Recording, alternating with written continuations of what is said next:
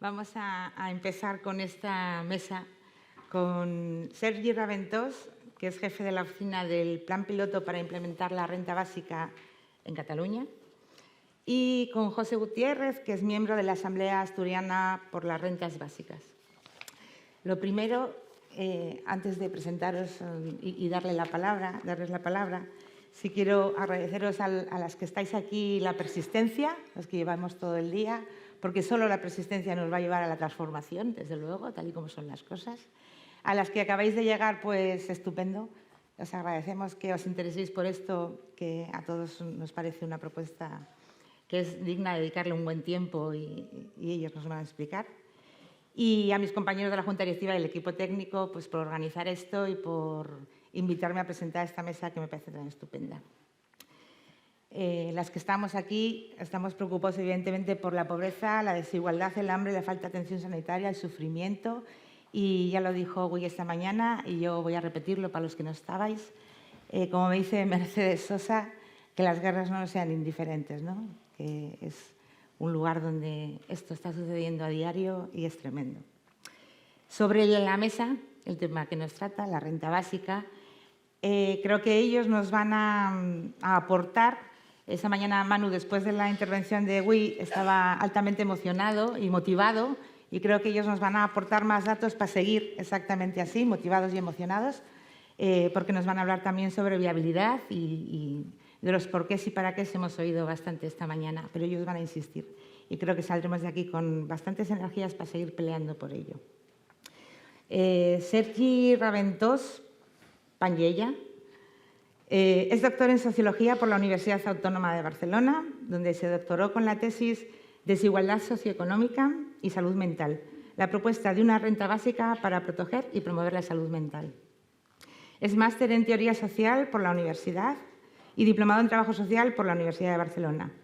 Desde octubre del 81 hasta el 2021 ha trabajado como técnico de inserción laboral y trabajador social en el Servei Prelaboral de la Fundación Els Tres Turons, participando en el programa A Prop Jovés de Barcelona Activa, que está dirigido a jóvenes con malestares psicológicos y dificultades de salud mental. Es autor de numerosos artículos y publicaciones sobre la inserción laboral, la salud mental y la renta básica universal, que nos trae aquí. Ha participado en diferentes libros, entre ellos La renta básica en la era de las grandes desigualdades, publicado por El Viejo Topo, y La renta básica, ¿por qué y para qué?, de la editorial Catarata. Ha formado parte del comité organizador de diferentes seminarios, congresos y simposios sobre esta cuestión y es miembro de la Sarsa Renta Básica desde el año 2001 en que se fundó. Actualmente es el jefe de la oficina del Plan Piloto para implementar la Renta Básica Universal, adscrita al Gabinete de la Consejería de la Presidencia. Esta oficina fue creada en junio del 21 para coordinar las políticas tanto en el diseño como en la organización y seguimiento de este plan piloto. Y además esta oficina también tiene como cometido relacionarse con la Unión Europea y las comisiones internacionales que impulsan mejoras y transformaciones en políticas de rentas sociales o experiencias similares a la renta básica. José Gutiérrez, miembro de la Asamblea Asturiana por las Rentas Básicas, nos pide que lo presentemos como Asamblea Asturiana. Vamos a presentar a la Asamblea Asturiana. Surge en el año 2013 y está aglutinando a colectivos de lucha por la exclusión social y activistas sociales que compartían la necesidad de generar un debate social amplio en Asturias sobre la propuesta de la renta básica. Entendiendo como derecho a la renta básica el derecho que tiene cada ciudadano o ciudadana a recibir unos ingresos periódicos que aseguren la cobertura de sus necesidades materiales, independientemente de cuál sea su situación dentro de la esfera productiva. Un ingreso económico individual, incondicional y de cuantía suficiente para todas. La Asamblea Asturiana por las Rentas Básicas impulsó y impulsa el debate sobre la propuesta mediante la colaboración con activistas y militantes de diferentes culturas políticas en actos de divulgación sobre la misma, foros, charlas, debates y actividades de calle. Estas acciones de reivindicación procuran el debate sobre la utilidad de este derecho para afrontar la precariedad e incertidumbre económica actual e incorporar la dimensión comunal y comunitaria al planteamiento estructural. Se concreta todo ello en la propuesta conocida como la Renta Básica de las Iguales. A partir del año 2018, esta Asamblea impulsa un proceso colectivo en Asturias para reflexionar en común con diferentes sensibilidades, activistas y políticas sobre las condiciones sociales y económicas necesarias para construir este derecho aquí en Asturias. Este estudio se sintetiza en este libro que tiene José ahí, que es Baltar imposibles, construir utopías, estudio de viabilidad de la renta básica de las iguales en Asturias. Y antes de dar la palabra a Sergi, y para resituarnos después de la estupenda presentación que hizo Gui y de las mesas y de cómo nos habéis puesto en el centro del huracán para que seamos conscientes, repaso algunos datos que nos llevan a entender esta propuesta como una propuesta necesaria. Sergi nos va a hablar de datos en Cataluña, yo voy a hablar de datos en Asturias. Sabemos por el informe AROPE recién presentado que 254.000 personas, más del 25%, está en situación de riesgo de pobreza y exclusión. Esto es pues un poco menos que Gijón, bastante más que Oviedo y 5 veces el occidente asturiano. Entonces, porque a veces hay que poner cara a los números y así como cuerpito. Si es en el caso de las mujeres, porque en el caso de los hombres descendía, en el caso de las mujeres es 28%. Hay 21.000 personas más que en 2015 y eso significa que estamos lejos de los objetivos de la Agenda 2030. El 34,7% de los hogares con menores están en situación de riesgo de pobreza o exclusión. Y en menores de 18 la tasa alcanza un 40%. En personas con discapacidad alcanza un 30%. Es con mayor impacto en mujeres, como casi siempre. La tasa AROPE en el medio rural, del que yo vengo, del occidente asturiano, la tasa AROPE allí alcanza un 20%, 1 de cada 5 de los que estamos, ¿no? Hay 200.000 personas en riesgo de pobreza, que es el 20% de la población, y para el 47,6% de las personas en riesgo de pobreza, la vivienda representa el 40% de su renta disponible. Todos estos son números que hay que digerir muy despacio para... El 39,6% de las personas tienen dificultades de familias tienen dificultades para llegar a final de mes. Y para aquellos detractores de las transferencias sociales, hay que decir que si no hubiera estas transferencias sociales, pues entonces el riesgo de pobreza en Asturias sería de un 52%, del 20%. El nuevo perfil de pobreza está caracterizado también por personas con empleo, estudios medios, ya nos lo ha recordado también Viti antes, ¿no? En fin, una situación actual que nos lleva a precariedad laboral y falta de expectativas laborales, contraria al artículo 35 de la Constitución, a la imposibilidad de una vivienda asequible, el rechazo y los impedimentos a la hora de alquilar, dependiente de nóminas estables y demás, artículo 47 de la Constitución, falta de alimento, de atención médica, artículo 43 sobre la salud, incertidumbre vital permanente y especial desánimo y falta de expectativas de la juventud y una pobreza estructural a base de ayudas puntuales que hay que buscar peregrinando de administración en administración y con dificultades para gestionar estas ayudas por desconocimiento, brecha digital, dificultades socioculturales, económicas. Como decía la compañera, es añadir vulnerabilidad a la vulnerabilidad, ¿no? O Lorena creo que fue. Estigmatización y ausencia total de dignidad. Un sistema que remunera, esta mañana preguntaba Javier sobre ello, ¿no? Que remunera más al capital que al trabajo.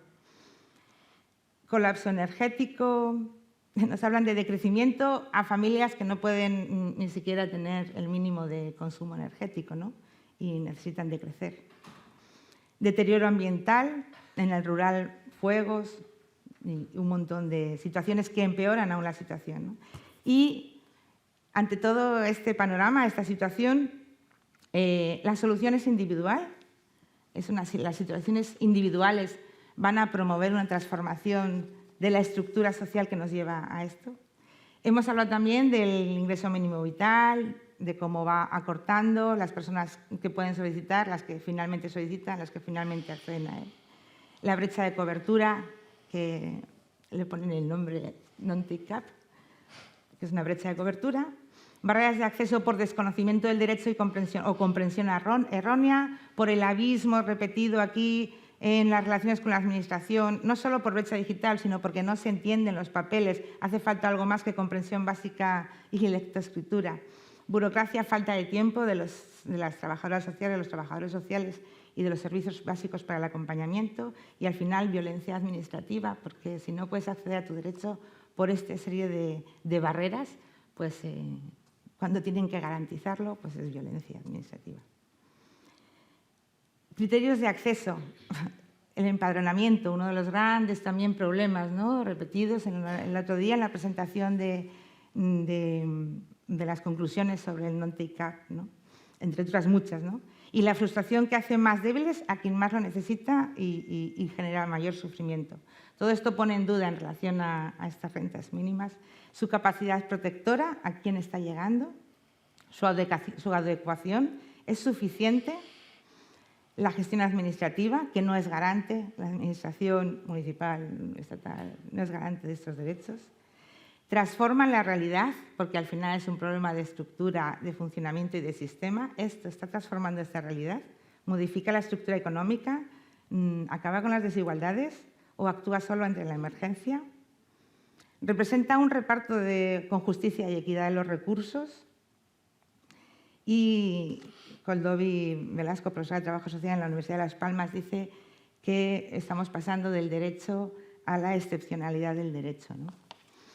Bueno, con todo esto, que es una situación que nos lleva a pensar cómo hacemos, ¿no?, para trabajar desde esa perspectiva del derecho y dejar de estigmatizar, para que haya una vida digna para todas las personas, independientemente de sus circunstancias, equidad, justicia, solidaridad social, fraternidad económica, democracia directa, principios de la economía social y solidaria. Y en este marco que es donde tenemos la alegría de que nos vais a presentar pues, esas posibilidades que hay y esa necesidad de que sigamos no aparcándolo aquí, sino peleando porque sea una realidad, ¿no? ¿Cuánto rato tenemos? Media hora.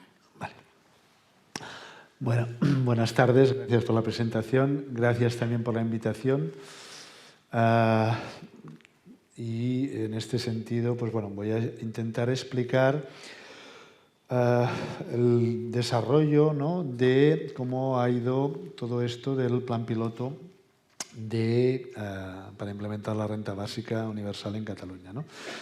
Bien, alguna gente de vosotros y vosotras seguramente ya me conocéis, llevo ya muchos años, ¿no?, en la renta básica, como ha hecho Begoña en la presentación, ¿no? Y en este sentido... Elena. Perdón. Pero Begoña me gusta también. No sé por qué. No hay problema. Estaba hablando con la Begoña hace un rato. Bueno, la cuestión es que este es un tema ya que llevo muchos años, ¿no? Incluso también hice la tesis doctoral sobre el tema de salud mental y la renta básica. Y es a partir de aquí que desde hace unos años, durante las elecciones en Cataluña, las últimas elecciones en el año 2021, la CUP, ¿no?, la candidatura de Unitat Progressista de Cataluña, en su programa electoral llevaba la renta básica como una de sus principales propuestas, ¿no? Y para la investidura del presidente Aragonès, de Esquerra Republicana, se pactó con Esquerra Republicana la realización de un plan piloto en Cataluña. Estos son un poco los orígenes. Estos orígenes evidentemente vienen determinados por una movilización en los últimos años importante en Cataluña, ¿no? Una movilización que seguramente el punto álgido lo encontramos durante la pandemia de COVID, ¿no?, con unos cuantos manifiestos de diferentes sectores de la población, entidades sociales, manifiesto de trabajadores del ámbito de la cultura, que se quedaron pues, sin ningún tipo de bolo durante la pandemia, sectores del movimiento feminista, gente del movimiento LGTBI, gente afectada por problemas de salud mental, manifiesto del Consejo Nacional de la Juventud de Cataluña, pronunciamientos de ECAS, una Federación de Entidades Sociales de Cataluña. En fin, bastantes pronunciamientos, posicionamientos a favor de la renta básica. Recordaréis también que durante la pandemia hubo incluso mucha gente que habló de la necesidad de una renta básica de emergencia, ¿no? Y luego ya pasaríamos cuentas, ¿no?, en Hacienda, pero de entrada asignar una prestación incondicional a todo el mundo, ¿no? Evidentemente en algunos países se hizo, todo hay que decirlo. No fue el caso del Gobierno de España, se optó por los ERTOs, se optaron por otras políticas y tal, como ya sabéis, ¿no? Y también fue la época del inicio del ingreso mínimo vital del que ya hemos estado hablando. Bien, en Cataluña nos dan la oportunidad, también en este sentido, de poder empezar a pensar en un plan piloto de renta básica, ¿no?, cogiendo como modelo el modelo de la definición, por supuesto, de la red, ¿no?, mundial de la renta básica, la Basic Income Network, ¿no?, Earth Network, que, como ya sabéis, pues es una asignación individual, incondicional y universal, una asignación monetaria, y que en este sentido pues también, ¿no?, consideramos que tiene que ser suficiente, ¿no?, sin tocar, ni mucho menos, ningún tipo de estructura del estado del bienestar como lo conocemos, ¿no? Bien, por todo ello, nosotros empezamos a tener reuniones, ¿no?, para hablar de este tema, y empezamos a pensar qué posible diseño podría realizarse, ¿no?, en Cataluña.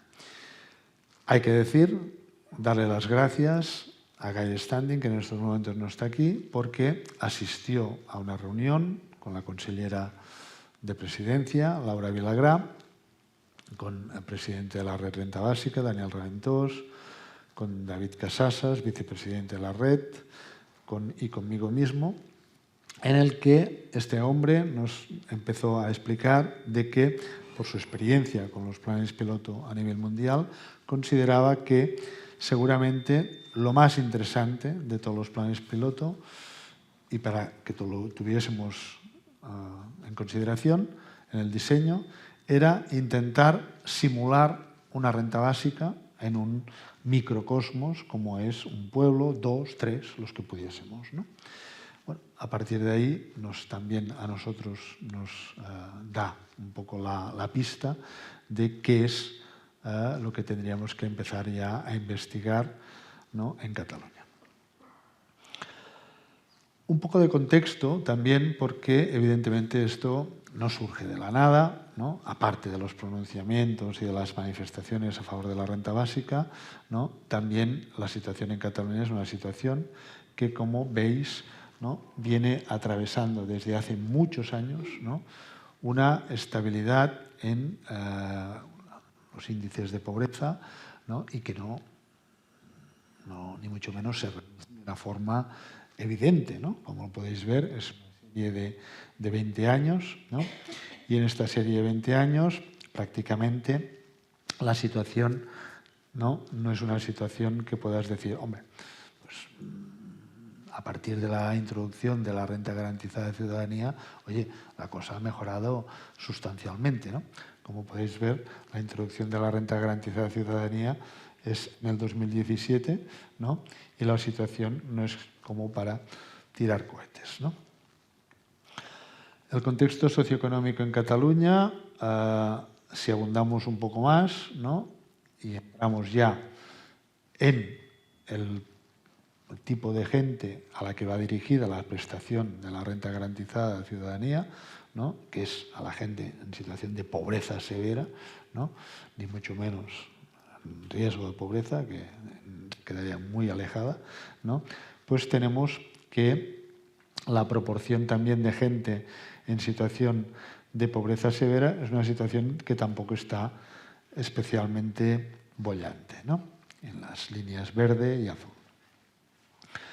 Bueno, aquí tenéis muchos datos, pero aquí el que me interesa destacar fundamentalmente es que la introducción de la renta garantizada de ciudadanía, ¿no?, que ha dicho 2017, en este sentido fueron los últimos meses del 2017, y los datos ya completos son del 2018, ¿no?, tenemos que los destinatarios totales de la renta garantizada de ciudadanía sobre, ¿no?, la proporción de la población de Cataluña, evidentemente es una proporción muy pequeña, pero está claro que en este sentido se queda muy alejado de lo que sería la tasa de riesgo de pobreza, que la tenemos situada alrededor del 20%, ¿no?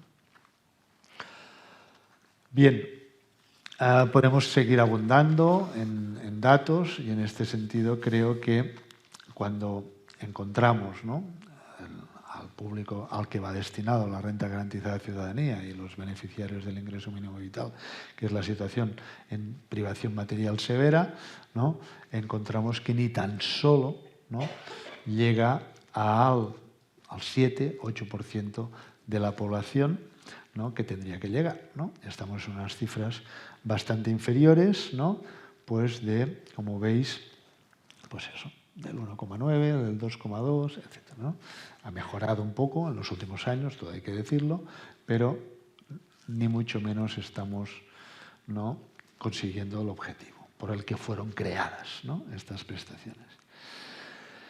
Bien, podemos ir añadiendo datos, ¿no? También la cuantía económica, ¿no? En este sentido es una cuantía económica que está alejada de lo que sería el umbral de la pobreza. En Cataluña, para una persona adulta que vive sola, ¿no?, que está aproximadamente alrededor de 900 y pico euros, y por supuesto estamos también en unas cuantías que son, pues eso, ¿no?, inferiores a la que tendría que ser, ¿no? Por todo ello, ¿no?, aparte, añadimos también otra problemática que, como ya sabéis, en los últimos años es una problemática que todo el mundo que está en este ámbito la conoce.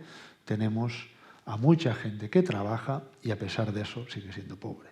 O sea, tenemos una cifra del 11-12%, ¿no?, va oscilando un poco, ¿no?, incluso de las personas, según un estudio en Barcelona que se hizo hace poco, gente que vive, ¿no?, que no tiene hogar, ¿no?, tenemos que el 23% de gente sin hogar en Barcelona, el 23% trabaja o hace alguna actividad, ¿no?, remunerada que le reporta algún ingreso económico. Por tanto, estamos manejando unas cifras que creo que son bastante preocupantes, ¿no? Otras constataciones que no solo, ¿no?, querría focalizarme en la pobreza, ¿no?, pero que orbitan al entorno de ella, es que tener trabajo, por supuesto, no garantiza, como ya he dicho, evitar la pobreza.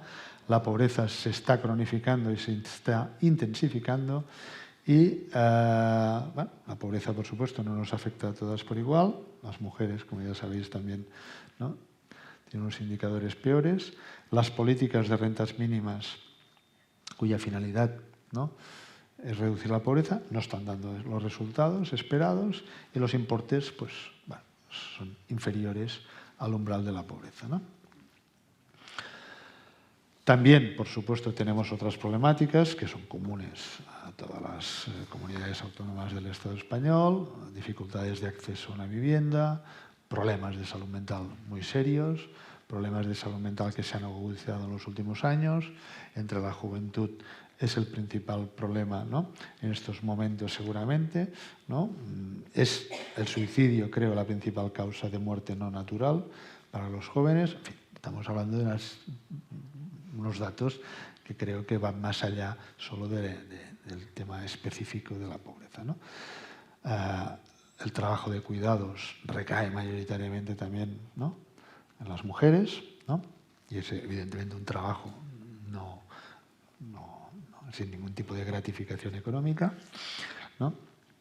El incremento de la violencia en el ámbito del hogar, déficits en el desarrollo intelectual y emocional en la infancia y adolescencia, evidentemente en buena parte derivados de los indicadores elevadísimos de pobreza infantil, ¿no?, que estamos padeciendo, que estamos, creo, más del 30 y pico %, ¿no? Y otra problemática que desde hace muchos años estamos analizando en Cataluña es la falta de emancipación juvenil, ¿no? Esto es una realidad brutal, ¿no? Cuando he tenido la ocasión de ir por algún país nórdico, bueno, pues ahí la tasa de emancipación juvenil pues está entre los 19 y 20 años, ¿no?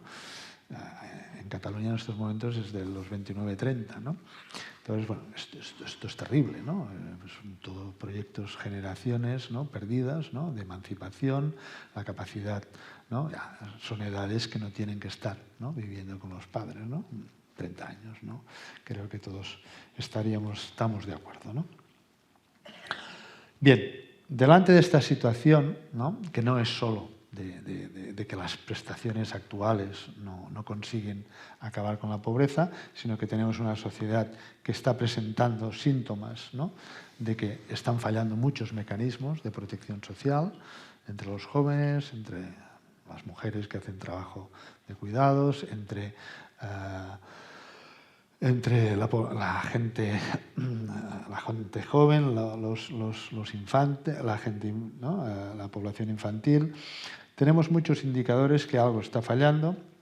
Creemos que ni mucho menos es la solución a todos los problemas, por supuesto, pero podría ser la renta básica universal una parte de esta solución, ¿no?, como ya nos ha explicado hoy el profesor Guy Standing, ¿no? Bien, la renta básica universal, como ya se ha explicado y se ha definido, no voy ni mucho menos a volverla a repetir. Tenéis esta definición de la Red Mundial de la Renta Básica, que creo que es una definición muy sencilla, muy gráfica y tal, y que tiene estas características, y podríamos añadir alguna más, como la suficiencia, por ejemplo, ¿no?, que considero que es una característica fundamental, ¿no? ¿Qué problemas soluciona, ¿no? Bien, supera, o creemos que puede superar, muchos de los problemas técnicos y morales que en estos momentos las prestaciones condicionadas más tradicionales pues tienen, ¿no? Y creo que ya han ido apareciendo hoy también, a lo largo de la mañana, pues de estigmatización, la trampa de la pobreza, lo que decía ella, la brecha de acceso, ¿no?, el non-take-up, ¿no?, que le llaman los anglosajones, la falta de efectividad y eficiencia, la cantidad de despliegue de gente, de burocracia, de personal fiscalizando la pobreza, ¿no? Todo esto creo que ya ha salido bastante hoy, no me voy tampoco a extender, creo que puedo dedicarme a otros aspectos. Y por todo ello también, bueno, ha salido algo hoy, ¿no?, de la cantidad de experiencias y planes piloto y proyectos que se han realizado alrededor del mundo. Pensar que esto viene de lejos ya, ¿no?, desde los años 70.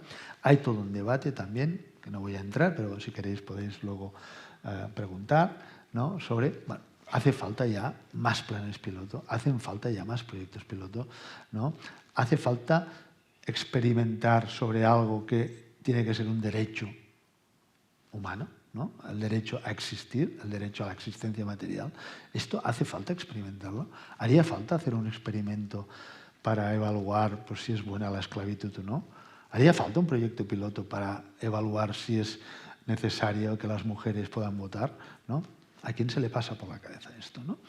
Pues bien, parece ser que tenemos, ¿no?, que hacer planes piloto para, bueno, evaluar una política compleja como es la renta básica, pero que garantizaría el derecho a la existencia, ¿no? Sí que es verdad que estos planes piloto lo que tienen de bueno es que permite, ¿no?, llegar a muchas franjas de la población, hablar de este tema, hacer pues, campañas, hacer debates, tener datos, evaluar, poder seguir tratando estos datos en los diferentes foros, en los diferentes congresos, con gente que se dedica a la investigación. Por tanto, también tiene ventajas, por supuesto, ¿no? No seré yo quien diga lo contrario, pero sí que es verdad que es un debate interesante también, ¿no? Y es un debate que se ha dado también en la Red Mundial de Renta Básica, ¿no? ¿Qué pasa con las experiencias o planes piloto que se han realizado alrededor del mundo? Bueno, tenemos muchos datos, pero también sabemos sus limitaciones. Se han focalizado mucho a evaluar y en observar los efectos a nivel individual.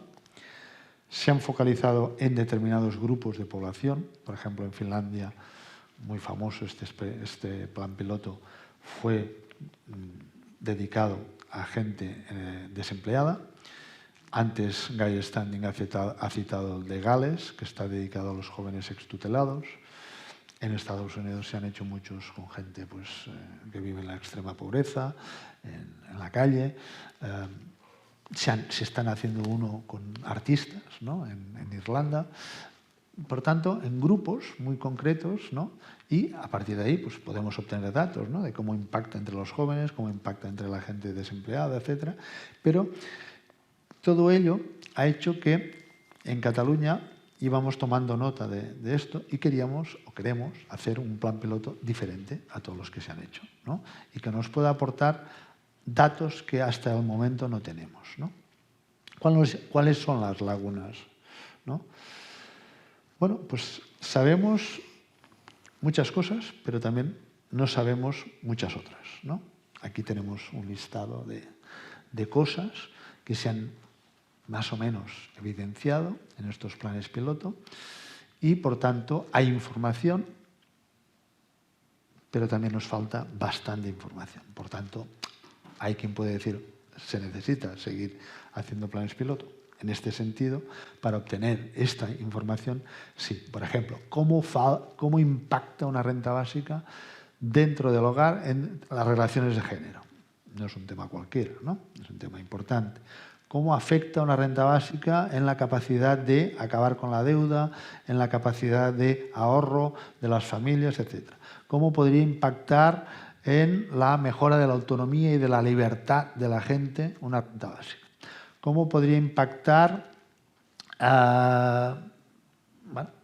todos estos puntos que hay aquí, ¿no? En un tema fundamental como es la demanda agregada de servicios sociales, salud, servicios educativos, tejido asociativo, desigualdad y pobreza, ¿no? Esto es importante porque de alguna manera nos permitiría también poder aportar datos de lo que nos ahorraríamos, ¿no? Con una renta básica a nivel de gasto en servicios sociales, salud, etcétera, ¿no? Este es un argumento fundamental para la gente que defendemos la renta básica, es decir, ¿qué nos cuesta en estos momentos no tener una renta básica? ¿No? Cuando nos dicen, es que cuesta mucho, costaría mucho una renta básica. ¿Y qué es lo que nos está costando en estos momentos no tener una renta básica? Suicidios, problemas de salud mental, hospitalizaciones, problemas, pobreza, servicios sociales, pobreza infantil. ¿Qué impacto tiene la pobreza infantil entre los chavales? Esto se puede cuantificar, ¿eh? A lo largo de la vida esto impacta de una manera que ya es irreversible.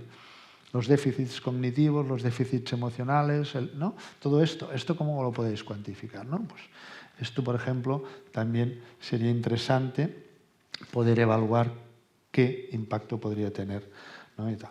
Bueno, hay algunos aspectos de los que tenemos más o menos información, pero hay muchas lagunas aún que un plan piloto aún podría aportar de información. Me voy a centrar ya en el plan piloto de Cataluña. Por tanto, con toda esta información que tenemos sobre lo que se ha conseguido en nuestros planes piloto y lo que no se ha conseguido, lo que sí que teníamos claro era, por un lado, el objetivo general era observar los efectos de una renta básica sobre la población, pero particularmente en relación con las características universal y suficiente. ¿Qué quiere decir con ello? Universal, por supuesto, ¿no? Pues que una renta básica dirigida a toda la población, en este sentido, una muestra de la población de Cataluña, ¿no? Y suficiente, que la cuantía estuviese basada en el umbral de la pobreza en estos momentos, ¿no? Como sabéis, el umbral de la pobreza es algo que, según la OCDE, ¿no? Tiene unas escalas de equivalencia. Y esto implica que en función de los miembros del hogar va variando, ¿no? No es lo mismo que hayan 3 que 5 miembros en el hogar, ¿no?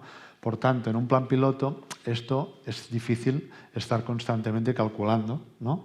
Si hay 2, 3, 4 miembros en un hogar, ¿no? Dura 2 años un plan piloto en este caso, ¿no? Entonces, para simplificar, hay que simplificar en un plan piloto muchas cosas. Esto es una de las hándicaps que tiene también un plan piloto. Optamos por una cuantía ¿no?, de 800 euros para los adultos y 300 para los menores de 18 años. Objetivos específicos del plan piloto también de Cataluña. Observar tanto los efectos individuales como los efectos dentro del hogar. Esto es algo que tampoco hay información. En Finlandia, por ejemplo, era selección aleatoria, ¿no? Esto quiere decir un tipo de Helsinki, otro de Turku, otro de no sé dónde, átomos aislados, ¿no? Lo que queremos en Cataluña es saber qué efectos tiene que en un mismo domicilio, todos los miembros del domicilio cobran una renta básica. Pequeños, mayores, mujeres, hombres y tal.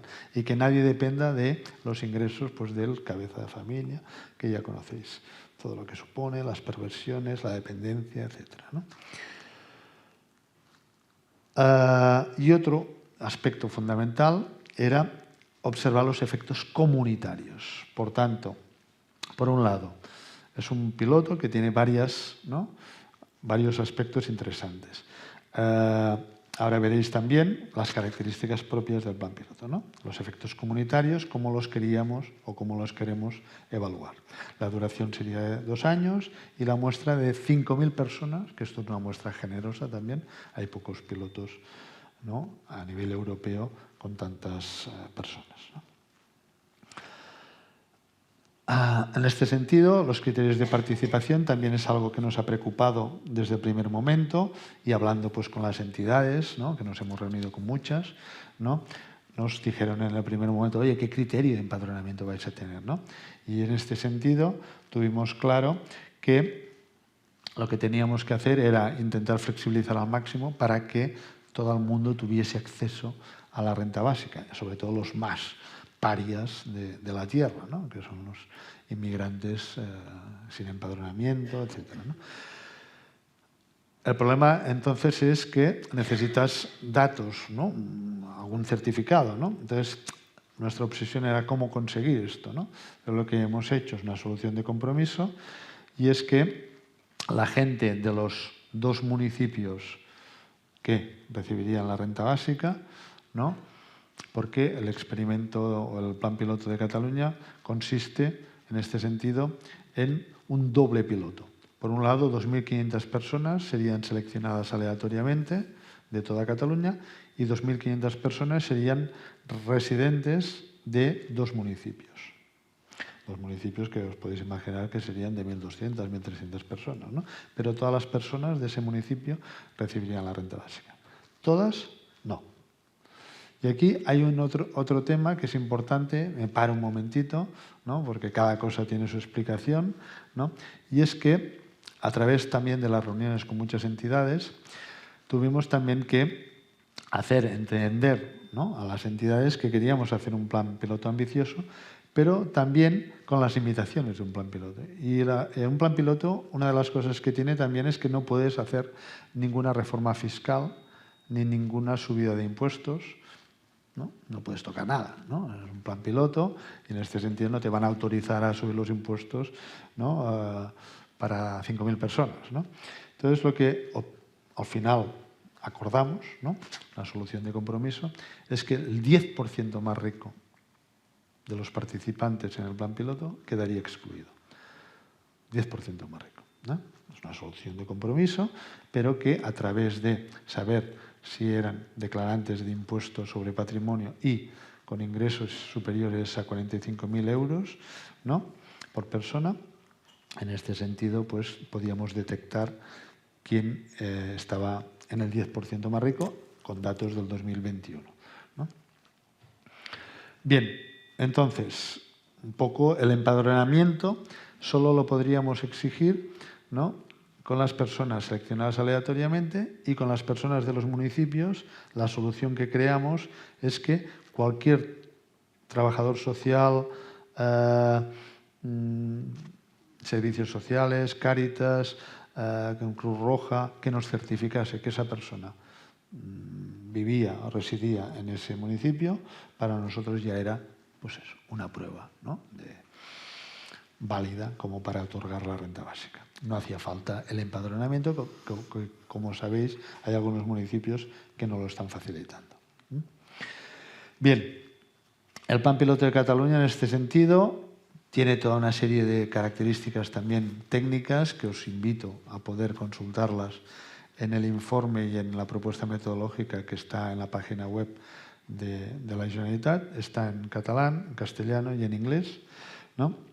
Y consiste en cómo quedarían todas las prestaciones que la gente recibe, ¿no?, durante los 2 años del plan piloto, ¿no? Si alguien cobra una prestación que es inferior a la renta básica durante estos 2 años, ¿no?, pues dejaría de percibirla y la volvería a retomar en el caso que fuese necesario, pasados estos 2 años.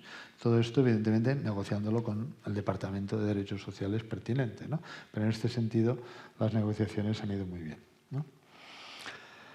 El plan piloto de Cataluña, en este sentido, esquemáticamente quedaría así, como os he dicho: 10.000 personas participarían, 5.000 en el grupo de control y 5.000 las que recibirían la renta básica. Estas 5.000 que recibirían la renta básica quedarían subdivididas de 2.500 personas, ¿no? Recibirían de forma aleatoria de toda Cataluña, por tanto, pueblos, ciudades, grandes ciudades, etcétera, ¿no? Y luego la parte de saturación, que se le llama, ¿no?, que utilizaríamos una metodología que se llama la metodología del control sintético. Esa metodología es una metodología nueva, tiene unos 20 o 25 años, ¿no?, a nivel metodológico dentro del mundo de la estadística, ¿no?, que un poco así técnico, ¿no?, lo que intenta, sobre todo, es crear una síntesis de aquellos municipios que serían representativos de los indicadores sociales de Cataluña, ¿no? Por ejemplo, tasa de escolarización, tasa de hospitalización, tasa de desempleo, tasa de pobreza, etcétera, ¿no? Y más o menos construyes una especie de síntesis de municipio sintético de lo que sería, ¿no?, la media de Cataluña. Mucho más complejo que esto, pero gracias, me voy acabando. ¿Los efectos esperados del plan piloto de la renta básica en Cataluña? Pues esperamos unos cuantos, ¿no? Todos estos, ¿eh? En este sentido, hay una serie de dimensiones de interés, que son todas estas, en la columna izquierda, y las subdimensiones de interés, que son las otras, ¿no? Hay algunas realmente muy interesantes, pero bueno, no voy a ser yo el que os diga esta me parece más interesante o tal, ¿no? Juzgar por vosotros y vosotras mismas, ¿no? Luego podemos desarrollar algunos de estos temas. Pero, por ejemplo, a nivel municipal, creo que todo lo que tiene que ver con aspectos de participación, cohesión social y de dinamización de la economía local, cómo la gente, por ejemplo, se podría asociar, ¿no?, entre varios, ¿no?, para montar, pues, no sé, una cooperativa o para montar algo, ¿no? Pues esto podría ser algo realmente muy interesante, ¿no? Un laboratorio, un microcosmos muy interesante, ¿no?, de poder visitar esos municipios e ir analizando, pues, qué resultados se darían. ¿Cómo se podría evaluar esto? Efectivamente, esta es la parte fundamental, ¿no?, que tendría que ser, se ha hecho un diseño orientado a la evaluación, hemos contado con Ivalua, el Instituto Catalán de Evaluación de Políticas Públicas, es una agencia de evaluación de las pocas que hay, creo, en Europa, ¿no?, que se dedica específicamente a la evaluación, ¿no? Y hemos contado con ellos desde el primer momento. Ellos están muy orgullosos porque hay poca gente que se dirige a ellos al principio del plan piloto, de un plan piloto. Siempre la gente lo que quiere es ayudarnos en la evaluación, pero la evaluación empieza desde el inicio. ¿Qué es lo que quieres evaluar? ¿Por qué? ¿Qué indicadores te vas a marcar? Etcétera, ¿no? Ellos consideran que es una experiencia de buenas prácticas, ¿no? Mediante metodologías cuantitativas y metodologías cualitativas. Metodologías cuantitativas, por supuesto, os podéis imaginar que serían encuestas antes, después y al final del plan piloto, para ir viendo un poco, ¿no?, cómo estaba la gente antes y durante y al final del plan piloto, qué cambios significativos han habido. Registros administrativos, ¿no?, pues todo lo que nos puede aportar, ¿no?, a la maquinaria estatal y autonómica de registros de, pues, menos tasas de hospitalizaciones, menos tasas de consumo de ansiolíticos, menos tasas de, en fin, lo que sea, ¿no? Evaluación cualitativa, pues es la evaluación esta de entrevistar según qué personas del municipio, por ejemplo, ¿no? Al alcalde, a la profesora, al médico del pueblo, etcétera, ¿no? Grupos determinados de gente, ¿no? Pues gente joven o mujeres, una asociación de ancianos o lo que sea, ¿no? Y mediante esta evaluación, ¿no? Que hay esta metodología del control sintético que es muy innovadora, ¿no? Bien, en este sentido, aquí hay otros datos que también me gusta poner, ¿no? Como colofón, para que sepáis también el apoyo que hay en torno a la renta básica en estos momentos en Cataluña, ¿no?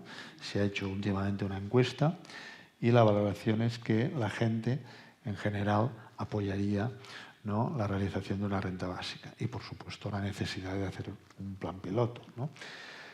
Y a nivel de rechazo, hay pequeños rechazos que tenemos que estar pendientes, ¿no? De que no se incrementen, pero bueno, que tienen que ver que podría ser, en fin, injusta, que podría provocar un 2%, un efecto llamada, ¿no? Pero son datos, como veis, muy escasos, de un 2, un 3, un 8, ¿no? El 17% es el más alto, que cree que desincentivaría un poco el esfuerzo por trabajar, etc. Pero en general, el 73% percibiría de manera positiva la reforma fiscal que requeriría, el 66% considera adecuado el importe de 800 euros por adulto y 300 por menor. En fin, en general, tenemos unos datos que nos apoyan en la realización del plan piloto, ¿no? ¿Qué problema tenemos en estos momentos, ¿no? Y esto es algo que, desgraciadamente, os tengo que explicar, aunque sea 2 minutos más, ¿no? Pero es que en estos momentos, pues bueno, a raíz de la rotura del gobierno en Cataluña entre Esquerra Republicana y Junts, ¿no? Ahora en estos momentos solo está Esquerra Republicana en el gobierno, pues al estar en minoría en el Parlamento de Cataluña, en estos momentos el Partido Socialista, ¿no? Con el apoyo de Junts y toda la derecha y extrema derecha, votaron en contra de la asignación presupuestaria, ¿no? Al plan piloto de Cataluña. Es algo que os invito también a hacer seguimiento, porque estamos aún peleando con eso, pero bueno, las cosas están como están. El Parlamento de Cataluña en estos momentos tiene una mayoría contraria al plan piloto y la última novedad es que ahora ya quieren cerrar la oficina del plan piloto. O sea que es una lucha que ya es encarnizada, es una lucha que yo creo que va más allá ya de en fin, cualquier razonamiento desde el punto de vista del interés en conocimiento científico, el interés en evaluar una política como esta, de este calado, y ya no querer ni tan solo que existamos ya como oficina, ¿no? Ya quieren cerrar la oficina, ¿no? Bueno, esta es la situación en estos momentos, ¿eh? Ya veremos cómo evolucionan las próximas semanas, meses y tal. Es una situación preocupante, ¿no? Y en este sentido tenemos el apoyo de la población mediante las encuestas y luego muchas entidades importantes como la Taula del Tercer Sector, que agrupa más de 1.000 entidades, el Consell Nacional de la Juventud, que agrupa muchas entidades de gente joven, colectivos feministas, colectivos LGTBI, asociaciones, entidades, sindicatos minoritarios, de izquierda, etc. Pero tenemos en estos momentos una disociación de lo que pensaría la mayoría de la población y lo que piensa el Parlamento de Cataluña, ¿no? Solo apoya en estos momentos la renta básica en el Parlamento, Esquerra Republicana, la CUP y los comunes, ¿no? En Comú Podem, que es como se llama allí. Bien, esto es todo por lo que refiere un poco al plan piloto y bueno, en fin, encantado de poder resolver las dudas que tengáis, que seguro que hay muchas. Pues muchas gracias.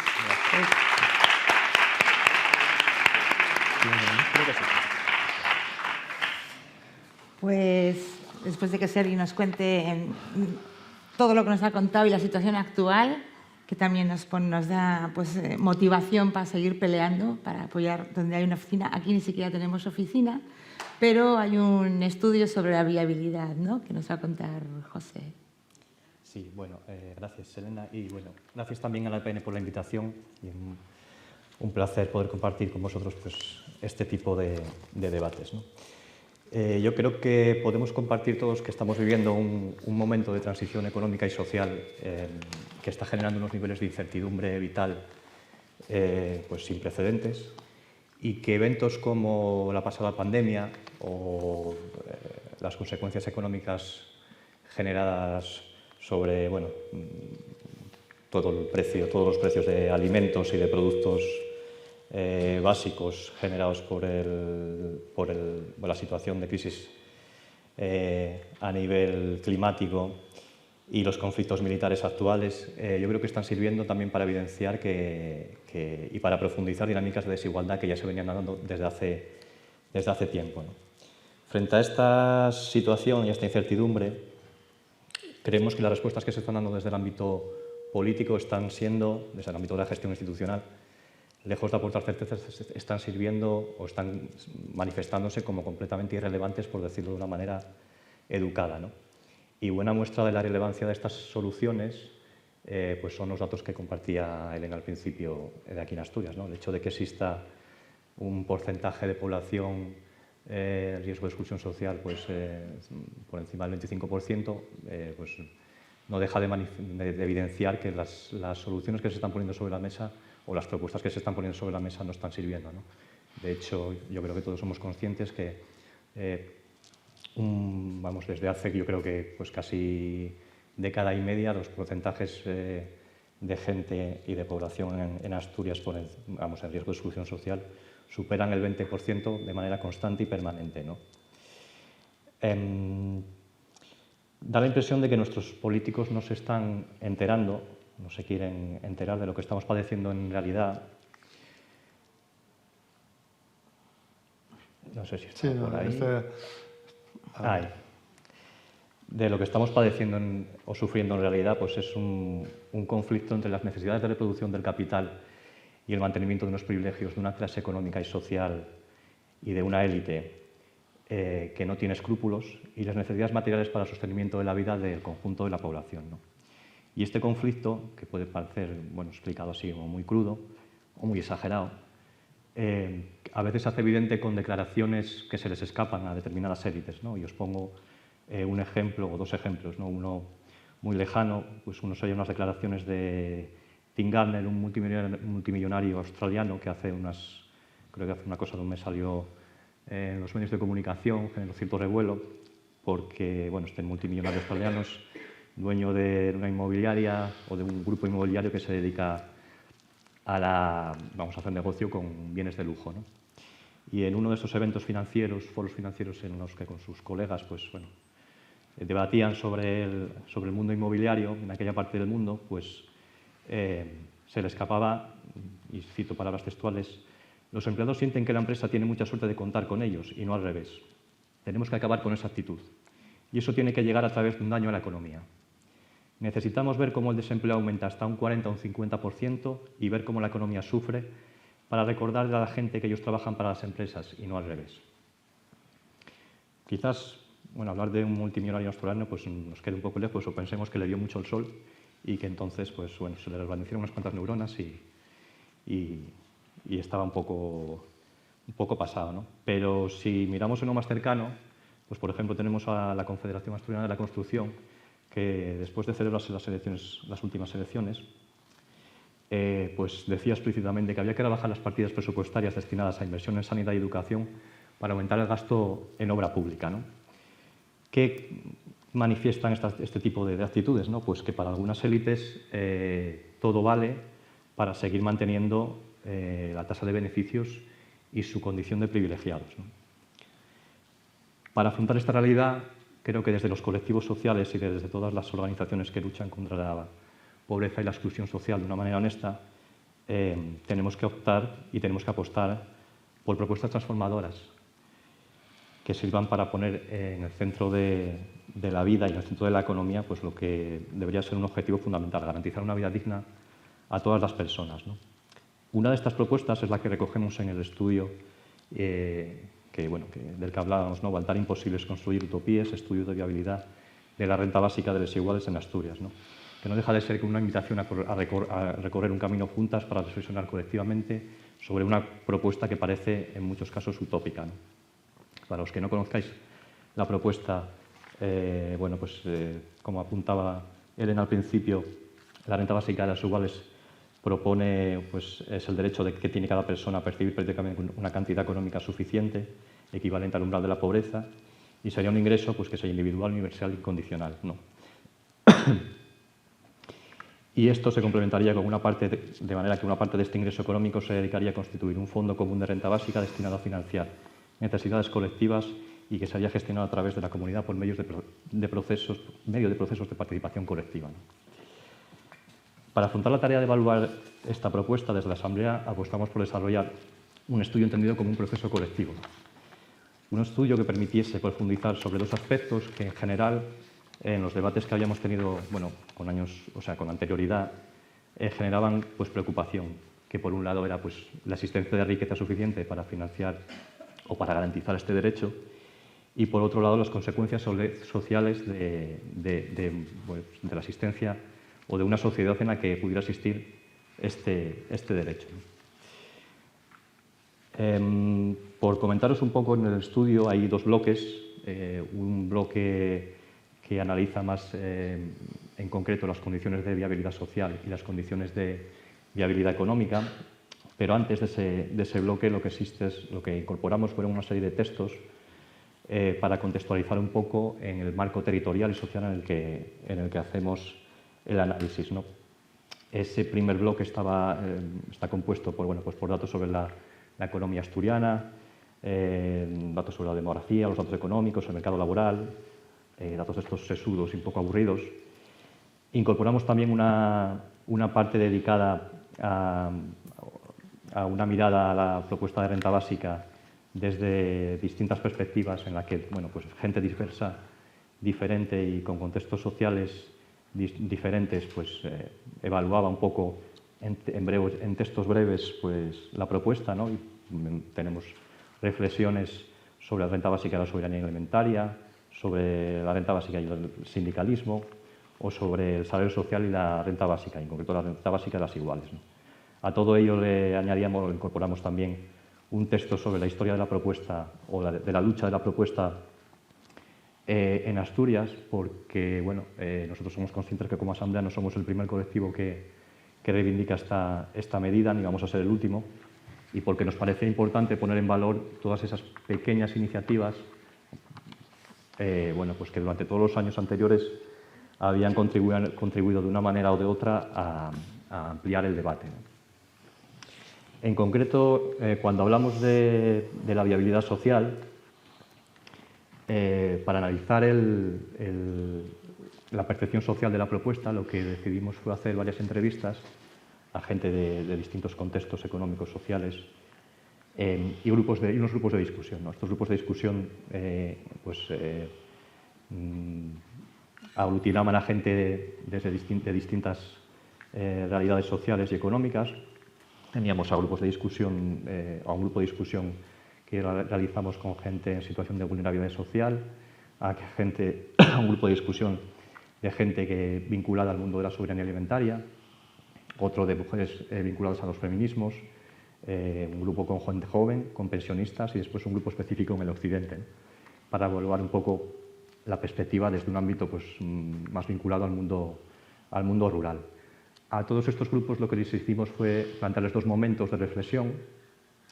Un primer momento en el que elaborar un diagnóstico conjunto sobre cómo percibían la realidad asturiana, desde un punto de vista de la distribución de las rentas, de la desigualdad, cómo percibían la desigualdad, cómo valoraban las prestaciones y, en definitiva, al final, de lo que se trataba era de reflexionar colectivamente sobre cómo obtenía la gente aquí en Asturias los recursos para poder vivir.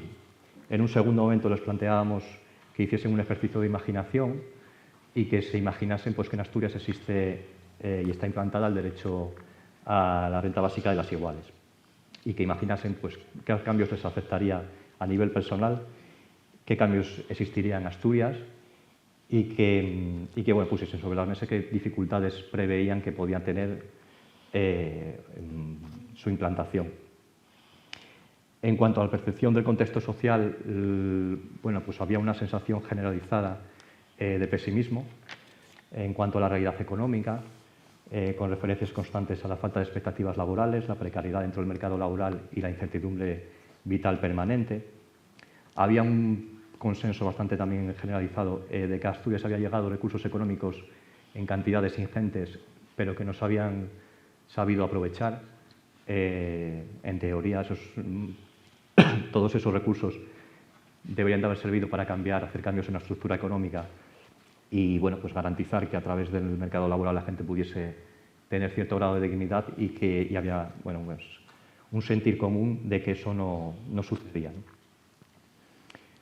También se entendía, o había bastante consenso con respecto a que una parte del malestar que generaba, que padecía mucha gente, se estaba viendo aliviado por la solidaridad intergeneracional y familiar y que se podía desarrollar gracias a pues la existencia de pensiones vinculadas al sector industrial y a jubilaciones y prejubilaciones todavía de una cuantía generosa, pero que evidentemente eso estaba llegando a su fin y estaba desapareciendo, ¿no? Y ante la falta de esperanzas, pues se entendía que la única salida era la migración, sobre todo de la gente joven, y que esa dinámica no hacía más que acelerar pues, el envejecimiento progresivo y la pérdida de población, ¿no? En cuanto al otro momento de reflexión, si en el primer momento de reflexión la sensación con la que terminábamos a veces era muy negativa, muy pesimista y muy triste, en los grupos de discusión, en contraposición cuando si planteábamos lo de imaginaros que existiese, pues bueno, parecía que como que había más sonrisas y más optimismo, ¿no? Aunque fuese puramente un ejercicio de imaginación. En ese bloque, pues lo que entendía cuando les planteábamos que hiciesen ese ejercicio de imaginación, la gente percibía que la propuesta de renta básica de las iguales se percibía como una llave que podría abrir múltiples posibilidades a distintos niveles. Y a uno fundamental que fue común, ¿no? Que era el beneficio que traería para la salud mental de la gente, ¿no? Había un consenso generalizado en el sentido de que bueno, todo el mundo coincidía en que la ansiedad y la inseguridad personal disminuiría y sobre todo a la hora de enfrentarse a la incertidumbre del mercado laboral, ¿no? Y que evidentemente esa disminución de ansiedad y esa mejora en la salud mental pues traería como consecuencia que la gente podría desplegar iniciativas económicas colectivas que contribuyesen a frenar precisamente ese problema de inmigración laboral que la gente consideraba tan acuciante. Expresiones como tendría libertad para escoger mis opciones laborales, me daría seguridad para emprender, trabajaría menos horas, podría pensar a largo plazo, plantearme tener familia y no migrar, pues eran una constante o fueron una constante y expresiones comunes a los distintos grupos, ¿no? Sobre este bloque, pues alguna matización que nos llamó la atención sobre algún aspecto, ¿no? Por ejemplo, creo que a veces debatíamos, se debate sobre qué grupo social debería de ser pues, el que más ganas le tendría que poner a la hora de reivindicar la propuesta, ¿no? Y solemos creer o aplicar el sentido común y decir, bueno, pues evidentemente esta propuesta beneficia más a la gente que peor lo está pasando y debería ser la gente que peor lo está pasando y que más está sufriendo la que debería entender mejor la propuesta y estar dispuesta a luchar más por ella, ¿no? Curiosamente, en el grupo que hicimos con la gente en situación de vulnerabilidad social fue donde encontramos las mayores reticencias y las mayores dudas con respecto a la propuesta, ¿no? En ese grupo creo recordar pues, que se ponía más énfasis en la falta de vivienda o en las dificultades que tienen con la gestión de las rentas mínimas y los problemas con la administración. Algo bueno, pues, que nos llamó la atención, ¿no? Por otra parte, también habría un consenso sobre que para convertir en realidad este derecho sería necesario un cambio profundo en nuestras prioridades como sociedad. Tendría que haber un cambio cultural, que algunos enunciaban así de manera rotunda, ¿no? Y en algunos momentos se llegaba a plantear que, por ejemplo, pues que habría un contexto ahora pues, adecuado para ese cambio de mentalidad social, pues por todo lo que tenía que que ver con la emergencia climática, ¿no? Según algunos, pues digamos que la reducción del consumo que vamos a tener que hacer o el cambio en nuestras vidas pues, hacia modelos de vida mucho más austeros obligaría pues, a replantearnos muchas cosas, ¿no? Y podría ser una oportunidad para replantearse también la utilidad de una medida como esta, ¿no? Otra cosa que creemos que también merece la pena tiene que ver con la característica del fondo común que plantea la propuesta.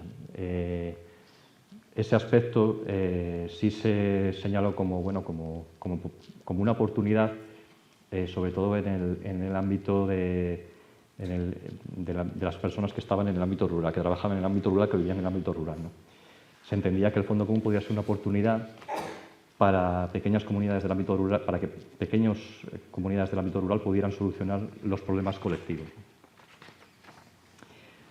Una vez que analizamos la viabilidad o que planteamos el escenario de viabilidad social y evaluamos la percepción, lo que hicimos fue incorporar, bueno, pues, una serie de hipótesis económicas para comparar, pues digamos que las dimensiones de la riqueza necesaria para hacer viable la propuesta aquí en Asturias y las dimensiones de la riqueza que existe, ¿no?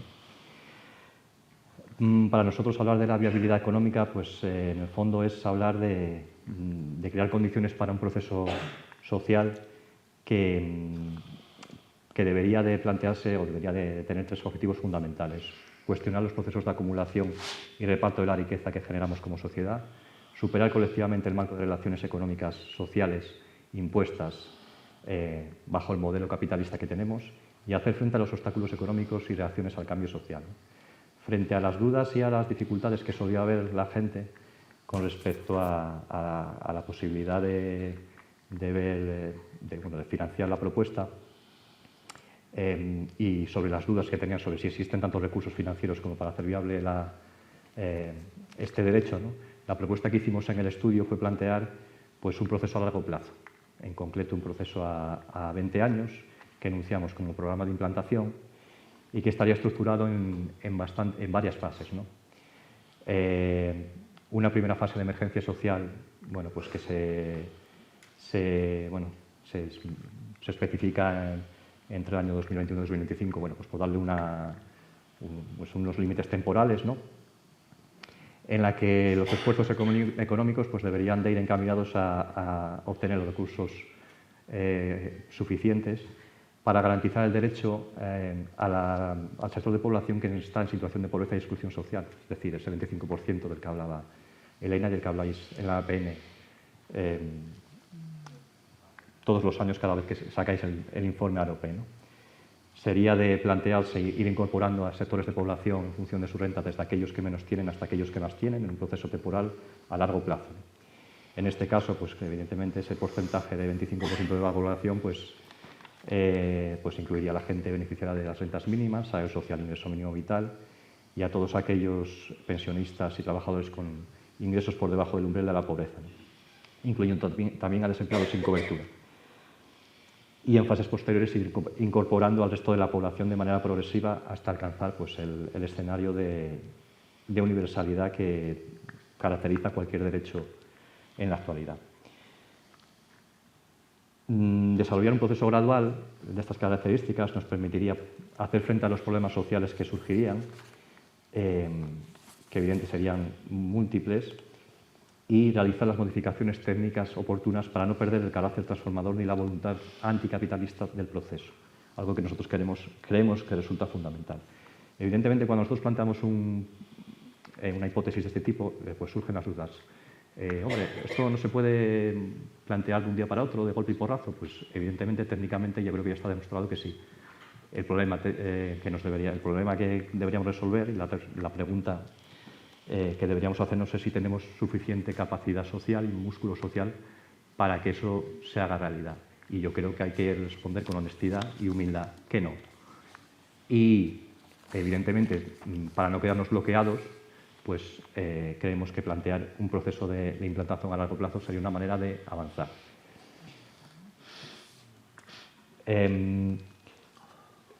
Después de plantear ese escenario de hipótesis de incorporación de la gente o de la población a ese proceso de implantación, lo que planteamos pues, es una hipótesis de marco de financiación, que simplemente pues, se trata de plantear, de visibilizar lo que la situación, lo que la ciencia económica actual pues, no quiere visibilizar, ¿no? Tenemos que tener claro que las condiciones económicas que permiten generar riqueza que ahora disfrutamos son posibles gracias al despliegue de un conjunto de procesos en los que participamos todos de manera constante y permanente a lo largo de nuestra vida, ¿no? Y que son procesos donde participan los conocimientos científicos, la educación, la sanidad del conjunto de la población trabajadora, la tecnología e infraestructuras financiadas con recursos públicos y, por supuesto, el trabajo invisibilizado generalmente desarrollado por mujeres, ¿no?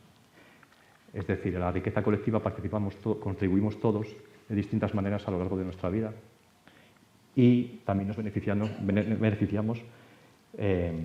de la riqueza generada por las generaciones anteriores. Por lo tanto, lo que planteamos como marco de financiación pues son dos formas de obtener los recursos, una a través de la reestructuración del gasto público y otra a través de la modificación del sistema fiscal. Sin entrar en muchos detalles, evidentemente pues la reestructuración del gasto público simplemente sería redefinir aquellas partidas presupuestarias que pudieran ser destinadas a financiar este proceso de implantación, ¿no? Que evidentemente pues, podría ser todos los recursos destinados a las rentas mínimas o, por ejemplo, pues, un tema que aquí en Asturias genera bastante más escozor y suele generar muchas más dudas, pues es que todo el dinero destinado a política laboral o a formación debería de cuestionarse sobre su utilidad en la actualidad, dado que tenemos un porcentaje de población trabajadora que sigue siendo pobre a pesar de tener un empleo, pues evidentemente hay recursos que no están sirviendo para su finalidad, ¿no? Y que habría que cuestionar. Y evidentemente se podría cuestionar todo lo que tiene que ver con el militarismo, algo que en la actualidad pues resulta muy complicado dado el contexto en el que estamos, pero evidentemente los recursos que se van por ahí no tienen ninguna justificación, a pesar de la realidad, ¿no? Y la otra línea que planteamos simplemente pues una modificación del sistema fiscal pues con propuestas que están sobre la mesa desde hace tiempo ya, no simplemente pues plantear una armonización fiscal para adaptarse progresivamente, por ejemplo, a la media de los tipos impositivos de la UE, aumentando la recaudación. Evidentemente habría que plantearse una redistribución fiscal más justa, modificando los impuestos para aumentar la recaudación de aquellos sectores de población con mayores rentas, cuestionar muchos de los beneficios fiscales de esas rentas más altas, evidentemente diseñar instrumentos para poder acceder a todos los recursos económicos de la economía sumergida, que en Asturias, en los años que elaboramos el estudio, se cuantificaban en alrededor de 5.000 millones. Para que seamos conscientes de lo que significan 5.000 millones, eso es era el presupuesto de Asturias que manejaba el Gobierno de Asturias en aquellos años, 2019-2018. ¿no? Y evidentemente tendríamos que poner sobre la mesa pues, nuevos impuestos que ya en estos años desde la pandemia pues parece que hay un debate mucho más relevante, ¿no? Pues nuevos impuestos a la banca, a la economía digital, a la automatización y a aquellas actividades contaminantes, ¿no?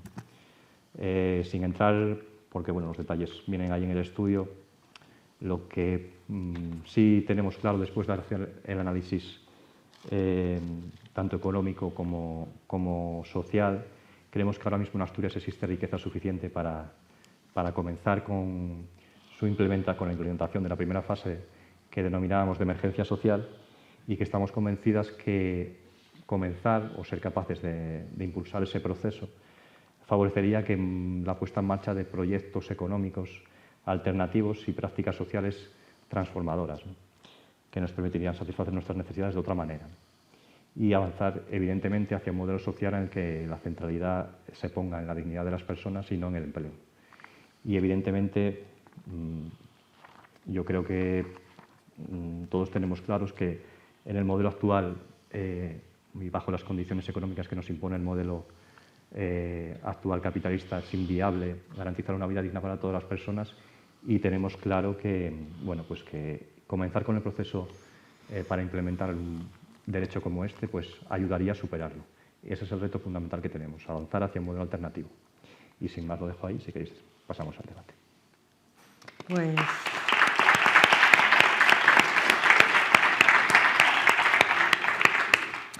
Muchas gracias, José, por exponernos.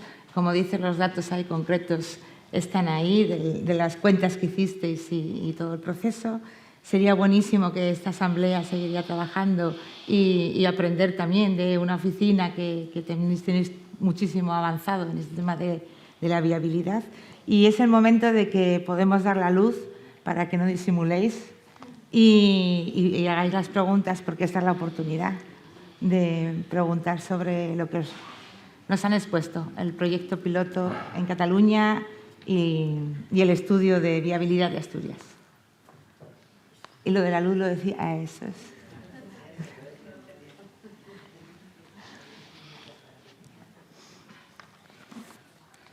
Lanzar preguntas porque tenéis unos minutinos, si no las lanzo yo, pero ya que estáis ahí.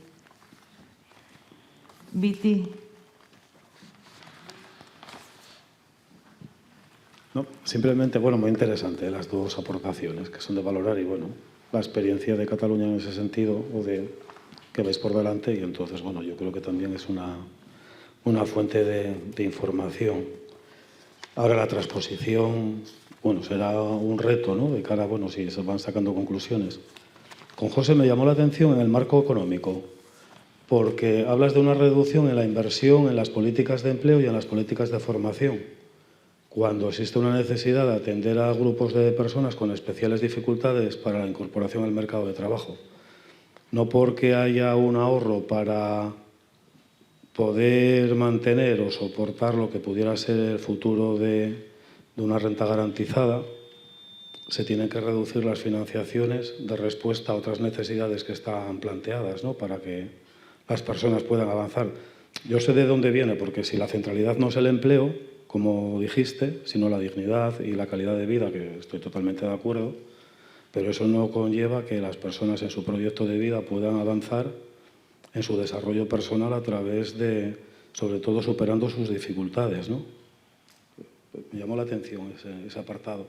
Y después, como, bueno, lógicamente, que desaparezca la inversión en salario social básico y en las ayudas de emergencia social que planteabais, pues, lógicamente, si va a haber otra renta que garantice el nivel de ingresos, pues, lógicamente, desde ahí sí.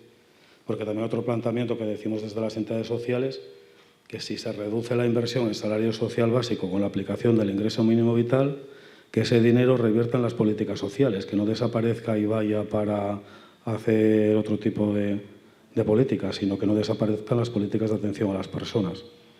Entonces, o sea, en la exposición me pareció, bueno, hay que vivir en la utopía y en un proyecto a futuro, ¿no? Como planteabas al 2040, pero, bueno, esta mañana también comentábamos así algunas personas que no lo vamos a llegar a ver y dicen, no te preocupes, nuestros hijos quizás sí, pero, bueno, los tiempos no son nada buenos precisamente ante el contexto económico también que tenemos, ¿no?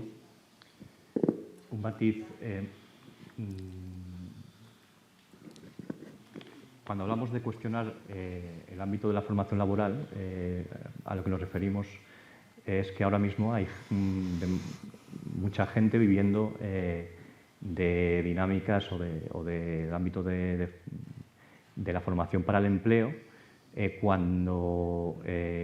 se están destinando recursos ingentes, quizás ahora menos, en teoría, para ayudar a la gente a incorporarse al empleo, al mercado laboral, y no están sirviendo para nada. No negamos la posibilidad de que la gente se siga formando, que se forme como quiera. También es cierto que para eso hay centros de formación profesional. Quiero decir, la formación que sea útil al mercado laboral pues se puede canalizar por otros lados. Pero evidentemente aquí hay, y hubo históricamente, sigue habiendo organizaciones sindicales que reciben ingresos por formación laboral, organizaciones sociales que reciben mucho dinero por formación laboral, y resulta que toda esa formación laboral no está sirviendo para que la gente dentro del mercado laboral viva con cierta dignidad. Entonces, bueno, yo entiendo la perspectiva desde la que lo planteas, pero yo quiero decir, la formación que cada uno quiera tener, pues bueno, puede buscarse la manera de hacerla, pero evidentemente hay unas cantidades ingentes dedicadas a formación para el empleo que llevamos años entreteniendo a la gente con cursos laborales de muchos tipos y estamos con unos índices de precariedad laboral y de pobreza laboral que son los que son. Entonces, aquí algo no está funcionando. Entonces, evidentemente, pues cuestionamos esos recursos, ¿no? Pero yo entiendo desde dónde miras la realidad. Evidentemente, se puede ofrecer esa formación, pero para eso creemos que ya hay otro ámbito, ¿no? Hay una pregunta.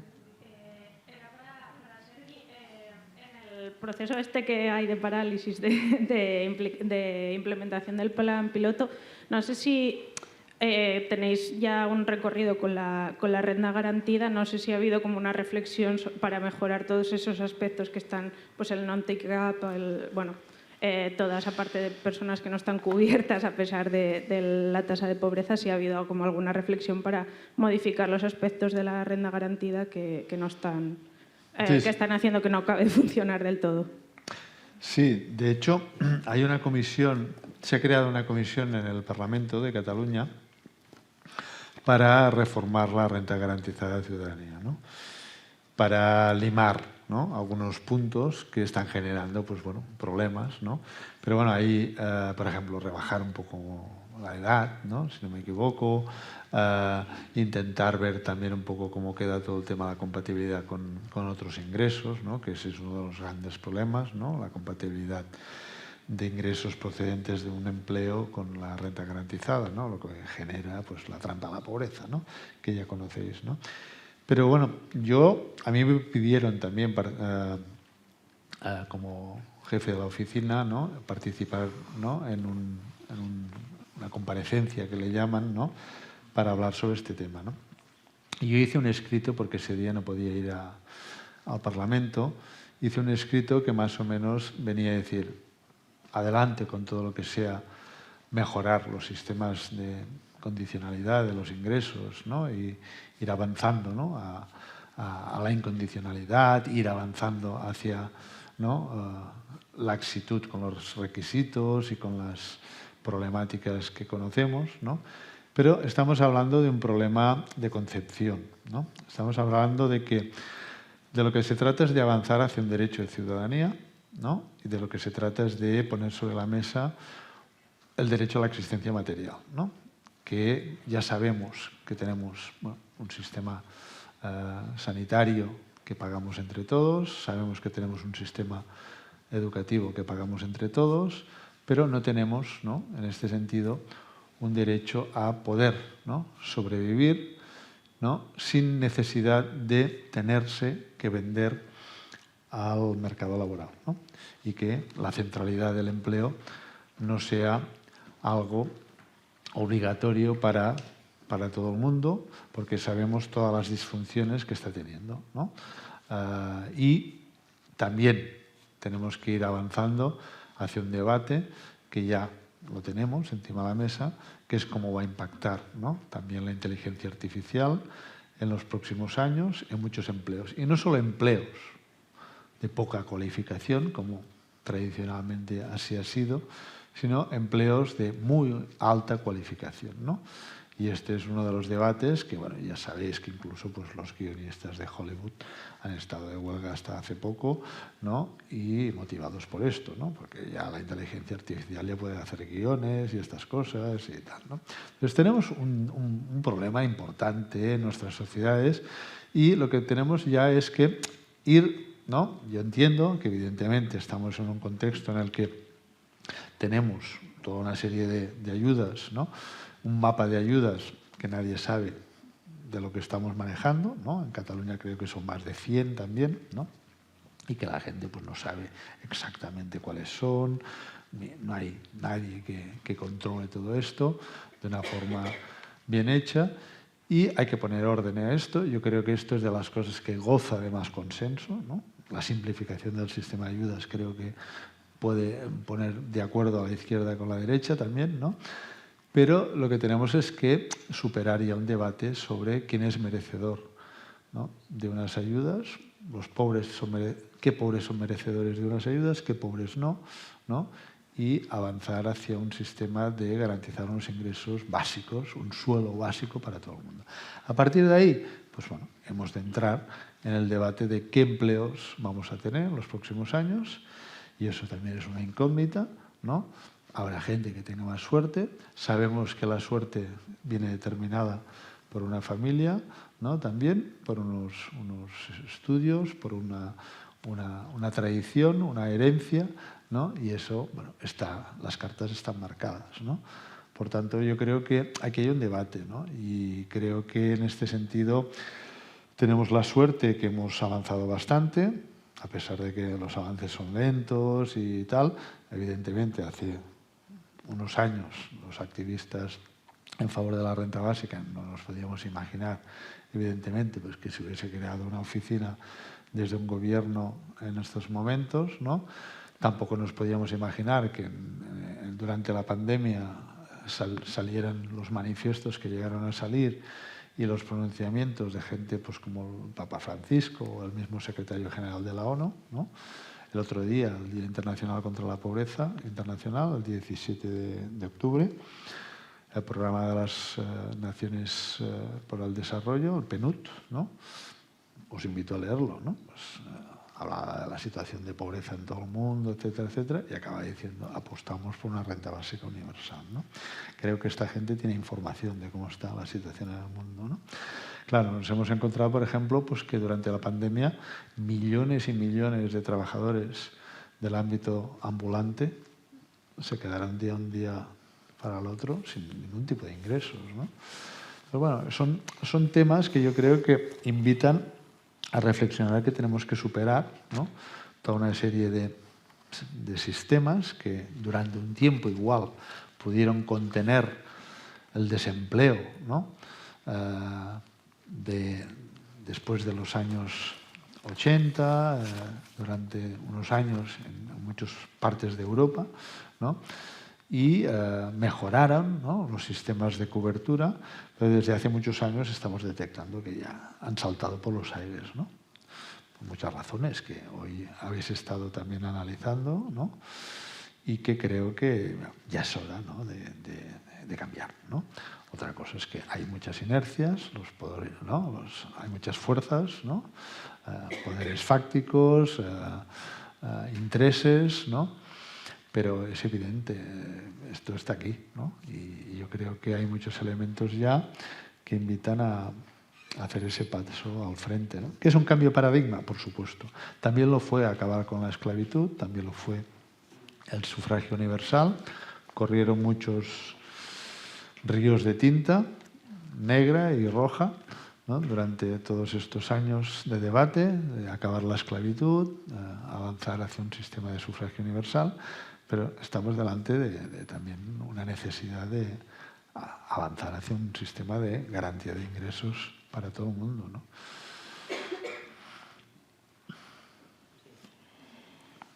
Hola, bona vesprada. Espera, un segundín. ¿Cuántas palabras? ¿Queréis hacer las preguntas los tres y responden a los tres? ¿Os pasáis el micro? Vale, hago la pregunta y luego la Y les voy pasas, pasando. sí. Y así... Esta mañana el profesor Standing citaba a Confucio y decía, con muy buena visión global, que ahí hay una puerta y solamente hay que traspasarla. Yo creo que los activistas, los teóricos, tanto a nivel nacional o internacional, aquí sobre todo en Cataluña también, tenéis la razón, igual que la tenían las sufragistas del siglo XIX, pero no tenéis la fuerza. Y lo acaba de decir el compañero. ¿Por qué a nivel social algo que es tan evidente y que económicamente es sostenible no tiene fuerza?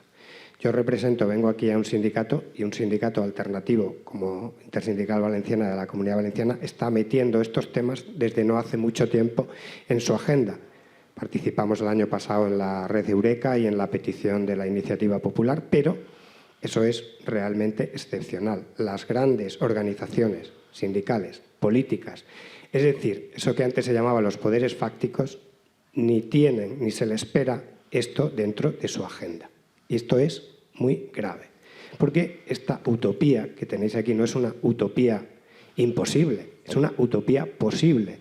Con lo cual, mi invitación a los activistas y a los teóricos para que si Mahoma no va a la montaña, que la montaña vaya a Mahoma y que llaméis, y en este tipo de eventos exijáis al menos a lo que a mí me consta, a los sindicatos que se posicionen, que no salgan huyendo como cuando Standing hizo esta conferencia en Europa delante de los grandes sindicatos europeos y casi salen corriendo y por la puerta de atrás diciendo esto rompe con la visión del proletariado de clase que teníamos hasta ahora decimonónica, e inventa una nueva categoría que es el precariado, que ha ayudado él a inventar y que Marx, recordar, llamaba el lumpen proletariado, porque no era agente revolucionario.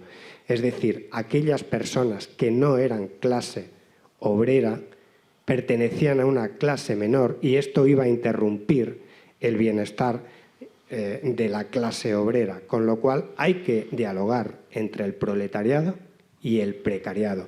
Y hasta que el precariado no rompa su silencio y saque en una manifestación masiva de 1 millón de personas la renta básica y que les una a todos entidades sociales, movimientos, xarxes, plataformas, sindicatos, y esto no tenga fuerza en la calle, esto será un cuento, porque el año pasado, si votasteis, no llegó a ser, ni siquiera la Comisión Europea, admitió a trámite la petición que hizo la red Eureka para que simplemente se convirtiera en una iniciativa legislativa popular porque no llegó al mínimo de votos por parte de la ciudadanía. Con lo cual, si a la ciudadanía, al precariado mismo, que antes has dicho no le interesa este tema, apaga y vámonos.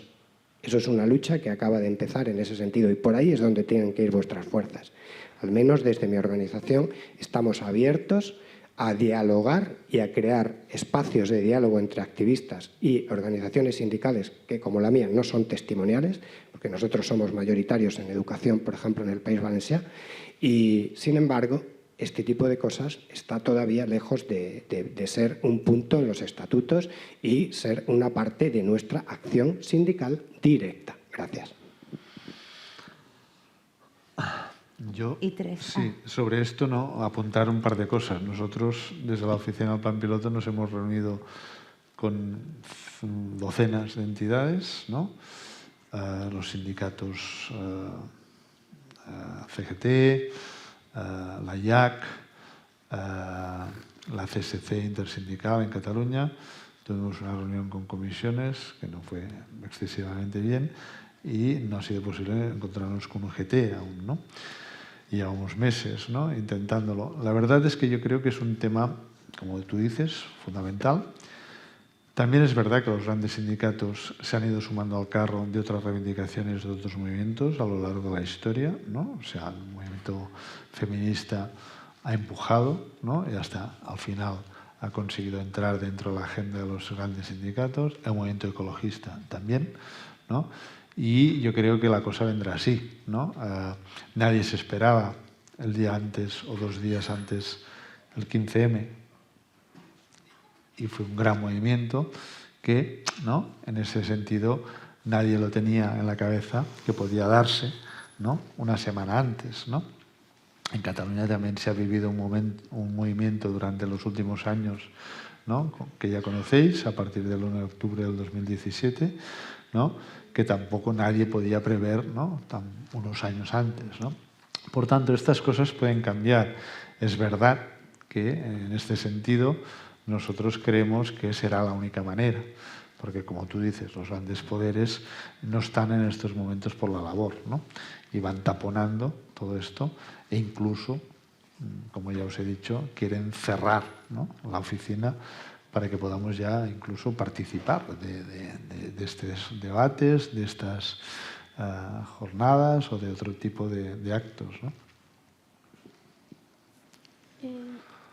Bueno, yo quería hacer una pregunta que es algo que creo que casi no se ha mencionado a lo largo de la jornada de hoy, que es la necesidad de controlar los precios de tanto los productos como los servicios que necesitamos todos los ciudadanos, porque creo que fue este mismo año, es algo que me preocupa mucho desde este año, porque se filtró un audio que básicamente eran como varios dirigentes de empresas, no me acuerdo ahora mismo de cuáles exactamente, pero que de lo que hablaban era de la inflación que ha habido últimamente y de que básicamente su objetivo era seguir subiendo los precios sin importar lo que pasase para ver hasta cuánto podía aguantar la gente, cuándo podía romper. Entonces, ¿de qué sirve realmente que se implante una renta básica si hay unas fuerzas superiores a los ciudadanos que lo único que van a hacer es seguir tirando y tirando y tirando y tirando y aprovechando que tenemos más dinero para obligarnos a gastar más? Quería yo desarrollar, es que precisamente quería hablar sobre las rentas. A ver, lo voy a plantear como quería realizarlo. Era para ser... Perdón. Voy a pediros un poco por la hora, más Sí, que nada, porque me toca hacer aquí de... Entonces, resumir, Sí, aclarar lo que se quiere decir. Por eso para que quería yo responda. leerlo, que respecto a la viabilidad de la financiación de esta renta básica, que si vosotros lo habéis abordado y de dónde saldrían esos fondos, porque a mí también me preocupaba eso, que muchas veces cuando yo planteo que lo suyo es hacer la renta básica, pero la gente que de clase media dice que al final ellos van asumiendo más y más gastos porque los impuestos, porque los productos van subiendo, por todo eso. Entonces, ese es el miedo generalizado que tienen los ciudadanos. Entonces, me gustaría saber el planteamiento que vosotros le habéis dado a la financiación. A ver si hay alguna solución, porque, como bien ha dicho Gui, por el tema de la globalización, al final, las empresas o los bancos, si a ellos se le van subiendo los impuestos, o unas se van fuera por el tema de la globalización, porque la tienen muy fácilmente el poder exportar sus productos y bueno, sus propias empresas fuera, y por otro lado los bancos al final se aprovechan de que nos tienen a nosotros y los impuestos que le puedan poner a ellos, al final lo asumimos nosotros, a través de cualquier otra cosa. Bueno, estos son dos temas clásicos en las últimas charlas que estamos dando y tal. En primer lugar, a la financiación hay varios estudios, ¿no? Y las propuestas de los economistas y de la gente que ha estudiado la financiación de una posible renta básica. Hay trabajos publicados en la red Renta Básica de gente como Jordi Arcarons, Luis Torrents, Daniel Raventós. Básicamente están haciendo bastantes últimamente innovaciones, pero en los últimos tiempos son básicamente de tres grandes. Aparte de los ahorros que podrían suponer las prestaciones, las subvenciones a empresas para contratar, todo esto, que evidentemente se podría ahorrar, ¿no? Pero también estamos hablando de aumentar los impuestos a los más ricos, por supuesto, un aumento del IRPF, hay un margen, ¿no? Respecto a Europa, nosotros también tenemos un margen de aumentar impuestos. Ya sabemos que hay algunas comunidades que esto de aumentar impuestos no les gusta, porque seguramente pues bueno, defienden pues a los más ricos, ¿no? Pero hay un margen para aumentar impuestos. Y luego también creación de impuesto ecológico, como decía Guy Standing, ¿no? Impuestos al carbono, los que más contaminan son los más ricos, etc. O sea, hay márgenes y tal. Evidentemente, una renta básica no puede acabar con todos los problemas sociales, ni mucho menos, la vivienda, etcétera, etcétera. Por tanto, tiene que formar parte de un paquete de diferentes medidas de reforma radical de nuestras sociedades. O sea, la renta básica no acabará, ni mucho menos, con la violencia patriarcal, ni acabará pues, con la COVID, ni acabará con muchas problemáticas que tenemos, por supuesto. Pero tiene que formar parte de un paquete de medidas radicales, como pues, bueno, políticas de vivienda, políticas de reducción de jornada, reparto de los tiempos del trabajo, en fin, de muchas otras cosas que ya sabéis o algunos de vosotros ya conocéis. Respecto a otras tareas que tiene un gobierno, yo creo que el tema del control de los precios es una de las tareas que un gobierno también tiene. O sea, tú no puedes delegar, bueno, pues no sé, ya veremos. No. Tú tienes la obligación también de controlar los precios, también de perseguir este tipo de cosas. Y también hay otra cosa que también nos basamos en la evidencia. Guy Standing ha puesto el ejemplo de los precios de algún plan piloto que se hizo y tal. Pero luego tenemos una realidad desde hace más de 40 años, que es en Alaska, que hay una fundación del petróleo que reparte los dividendos que produce esta fundación derivada del petróleo, que se reparten entre todos los ciudadanos de Alaska a final de año. Y llevan más de 40 años con esto y ahí la inflación no ha subido. O sea, en este sentido, y una de las cosas que tiene Alaska, gracias a esto, que nadie se atreve a tocar eso, por supuesto, ni la Sarah Palin, que durante un tiempo fue gobernadora de allí, se atrevió a tocar esta semi-renta básica. Una de las cosas que ha provocado esto es que sea uno de los estados con menos desigualdad de los Estados Unidos, ¿no? Porque, bueno, que te llegue un talón de $1.500 aproximadamente por persona a una familia de 4 o 5 miembros, hombre, os podéis imaginar que a final de año es más que una paga extra, ¿no? Bueno, yo creo que esto de la inflación es algo que también parece como un pequeño fantasma que va apareciendo cuando se habla de la renta básica. Y ahora no hay renta básica y hay inflación, ¿no? Y han habido unas empresas que han provocado, ¿no?, el aumento de los precios. Por tanto, bueno, yo creo que este también es un tema que nos tiene que hacer reflexionar, ¿no? Que cuando se habla de renta básica aparecen muchos miedos, y uno de los que recurrentemente está apareciendo en los últimos tiempos es la inflación, ¿no? Cuando sin una renta básica ya tenemos inflación, o sea, no hay que buscar otros pies al gato, ¿no? Y en cuanto a la financiación, hay varios modelos de financiación, ¿no? Y en este sentido, es verdad, si queremos reducir las desigualdades y la gran concentración de riqueza en pocas manos, que esto es un fenómeno que se está produciendo en los últimos años y que Intermon Oxfam cada año nos va poniendo un informe diciendo ahora ya más de la mitad de la riqueza ya se concentra en 25 personas, ¿no? Hace 2 años eran 50, ahora ya en 25, ¿no? Y ya sabemos los nombres, ¿no? Porque cada día salen en los periódicos y tal, y ya todo el mundo los sabe de memoria, ¿no? Los nombres de los más multimillonarios del mundo y tal. Bueno, pues si queremos meter mano a eso, pues tendremos que, en fin, que aplicar impuestos a la riqueza, algo que ya funcionó durante muchos años en los Estados Unidos, ¿no? En la época de Roosevelt, ¿no? Pero está muy olvidado, ¿no? Desde los años 80, con Reagan, con Margaret Thatcher, etcétera, esto de los impuestos parece que es algo de locos, ¿no?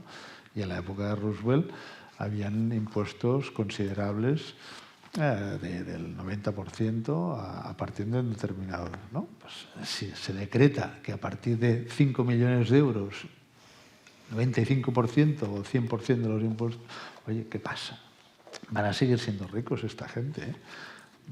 Que no nos preocupe mucho, ¿eh? O sea, van a seguir siendo ricos, ¿eh? El problema es que tienen una facilidad para... Esto es otro mito. Esto es otro mito. En Estados Unidos, si te vas a otro país, te quitan la carta de ciudadanía. Tú mismo. Y no es fácil, ¿eh? Recuperarla, la famosa carta esa verde que tienen, la de ciudadanía, no es fácil. Es una amenaza, ¿no? Que, me voy, vete. Si tanto te molesta, ¿no?, vivir en tu país, vete, ¿no? No es fácil deslocalizar una empresa y montarla en otro país, así como así, ¿eh? Tampoco es fácil. Necesitas gente cualificada, necesitas personal, formarlo, etc. O sea, esto es otra amenaza, ¿no? El capitalismo ya sabe cómo amenazar a los gobiernos cuando les van a tocar los impuestos. Nos vamos. Bueno, vete. O retiramos la carta de ciudadanía. O retiramos, pues, no sé, muchas cosas que en estos momentos, ¿no?, también valoráis, ¿no?, vosotros, ¿no? Y montar un negocio en según qué país tampoco es, ¿no?, muy fácil. Depende también de qué conflictos hay, qué guerras, qué situaciones, ¿no?, inestables, etcétera. Todo esto también te lo tienes que mirar, ¿no? En fin, yo creo que también a veces estas cosas hay que estudiarlas más detenidamente, ¿no? Si os parece, si quieres, José, añadir alguna cosa más. No. Las palabras, luego las preguntas las podéis hacer por los pasillos porque están aquí un ratito más.